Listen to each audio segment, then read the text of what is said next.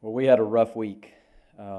Coming in last Tuesday, we had won 12 in a row at home, and we're playing a Memphis team that I think they had won 4 or 5 in a row, but really even kind of a down year for them as a program with the coaching change, and he's doing a nice job there turning them around, but a match that we felt like going into that we should handle, and we came out, it sounds like a little bit like Coach Mott said with his team, came out just a little bit flat.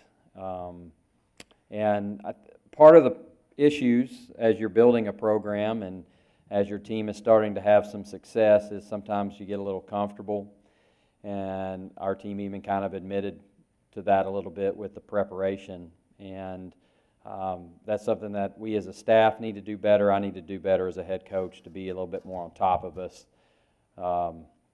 in those sort of situations. And we lost a player that night. Lauren Barrs, one of our setters. We run a 2-setter system, and she went down in the 3rd set with a significant injury as far as for that evening, and to show her toughness. I mean, she's over on the sidelines, and she got hit in the mouth, and she's asking if she's going to be able to go back in, and she was like taken to the hospital after that. So I mean, that's her toughness, her competitiveness, and so that left the gym that night. We fought hard, lost in the 5th set, and then really had to change up a lot of things from team-wise, strategy-wise as we went into the weekend. And I knew even at full strength that playing Austin Peay and Rice on the same day was going to be a tough task for us. Again, just in my opinion, just a few too many errors on our part at some key times that kept us from winning those matches, and had that bounce-back match on Saturday against McNeese State. And we did seem to get a little bit better as the weekend went on.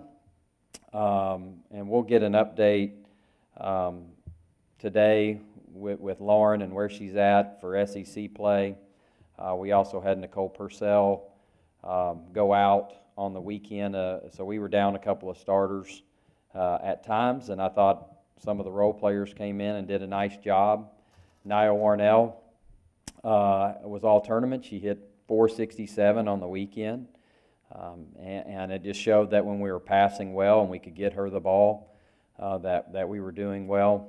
Jordan Fate, who then went from a 2-setter system to a 1, really did a nice job in a tough situation playing over the weekend. And then Emily Strout continues to just rack up the points, and for those of you who can see on the stats, I think she's 2nd in the nation right now in kills and just carrying a huge load for us. And we've got a few players, again, that are kind of coming along, and hopefully we'll catch our stride now that we head to Florida. It's our annual opening match at Florida. It seems like that's our opening weekend opponent every single year. And we need to start learning to embrace that a little bit more and see. We're going to have a lot of good opportunities. Our RPI didn't come out for a couple weeks, but projected RPI-wise, everybody in the conference but Mississippi State's projected to be top 100. Lots and lots of opportunities over the next few weeks to get those quality wins like we had when we beat Oregon State and Ohio State.